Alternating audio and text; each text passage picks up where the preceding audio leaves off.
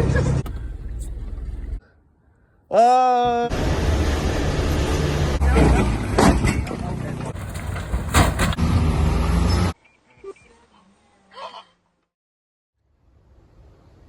right, so here we are building the ends. I've got this bolted down tight. Not too much sealer there. Looks real good. Should do the trick. Now I am working on the kingpins. So I've got my new kingpin bearings in already. See there? I've got my new seal in there. And you have to use this special Suzuki grease for it, although I'm sure any kind of good hub grease would work fine. I've cleaned these off already.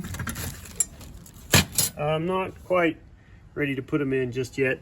I'm going to fill this all with grease inside here, and then I'm going to prepare to put those on. And once I get that done, I'll move to the actual hub itself. So I had already taken the hubs from the front end that I'm building now and used them on something else.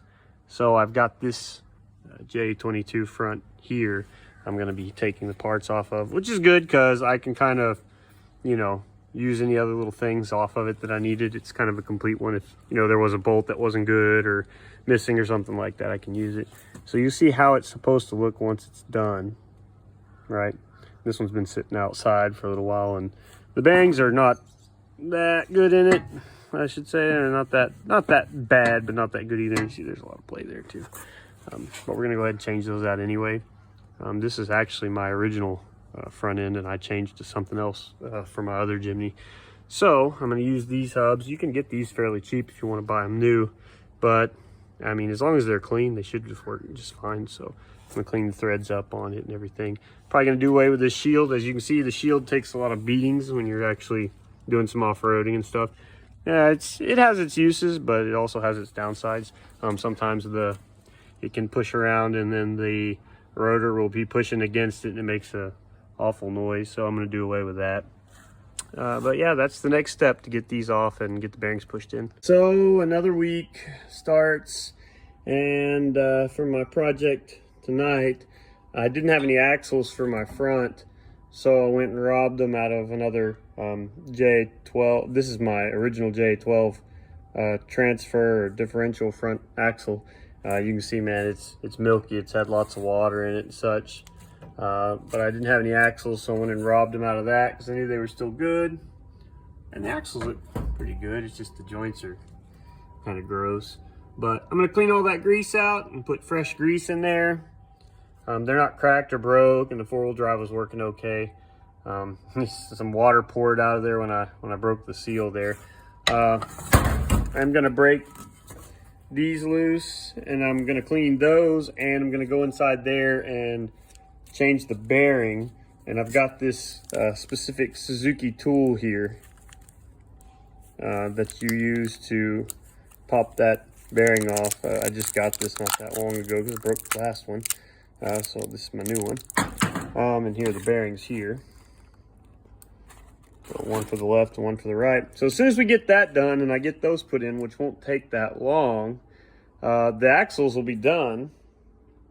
I've decided to paint them kind of a cool color, but I'm gonna wait till I get them on the frame first. That way they're sitting in position and I'm not rolling them around on the ground, scratching them up before you even get a chance to scratch them up while they're on the Jimny. So after that's done, after I get the axles put back together, the next step is to take the junk body off of the new frame that I'm gonna use, clean the frame up, and get it all painted and ready to go.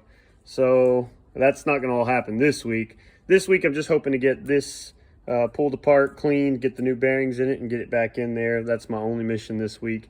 And then from next week, we'll use a lift and take the old junk body off of the good frame. All right, so just taking the locker off here, right? And I knew this one was gonna be like this because, of course, that's what we've been going through. But you can see here how nasty that is inside. So that would keep you from going into four-wheel drive if it wouldn't lock. Seal's actually in pretty good shape still.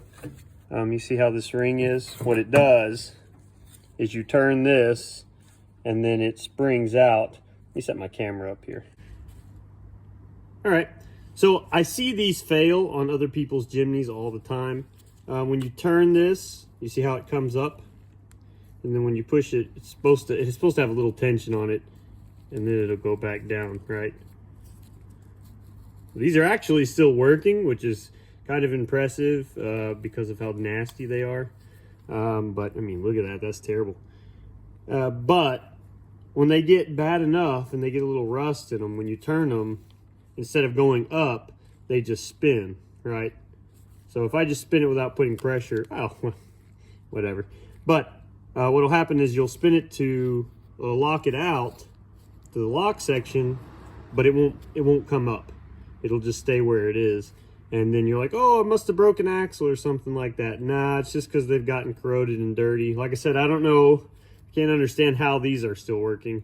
These have been cleaned before, so they might have a lot of grease on there. It just looks muddy. But I'm gonna clean them anyway. If you look in this thing, and that looks juicy. But you'll know the seal still is pretty good, but water and whatever can still get in there if it wants to. I'm gonna rebuild these anyway, so I'm not real worried about that. And they were still working when I pulled them off. But if you're having a hard time with yours and you can't figure out why the front axles, the front wheels are not turning when you engage the four-wheel drive, this is usually the culprit, unless you've got, sometimes you'll break one of these in here. It'll be broke and you won't know it, and it'll just be pulling apart and not working. That does happen too. If you're sure your lockers, your lockout hubs are locked and it's still doing that, then that's probably what it is. But just a little tip on that. All right, so I got that off. But let me show you this. There's a million videos on this, but I'm going to show it to you anyway, just in case I'm the only one you watch. So this ring screws down on there, okay? Trust me, it does. Anyway, it screws down on there, and it has these 4 holes in it, and that's where the tool comes into play. Don't mistake this ring, because it looks almost identical to it. This ring doesn't, it locks it. It goes down on there like this and locks it. You can see right here, you can see the groove. But there's 4 screws. They're little bitty tiny screws here. There's 4 little bitty tiny screws that actually screw into this thing that screw that other one to this. So don't mistake that one for this one and try to use this on it, because then you'll mess something up. Oh, there you go. So that's where I'm at right now. It looks terrible. I mean, actually, it's just, it's grease, but you want to call it that anymore. So I'm ready to take this out and get the bearing out, and then I'm going to use the press and press the old bearing out. I'm not going to press the new stuff in tonight. I'm going to probably do that tomorrow. I'm just trying to get it all apart, so I'm ready to work on it tomorrow, because I know there's going to be some, about 4 cans of this brake cleaner, probably not that much, but quite a bit, and a couple hours of work, and I'm not into that tonight. So I'm just going to take these apart on the left and right side and get it prepped for tomorrow.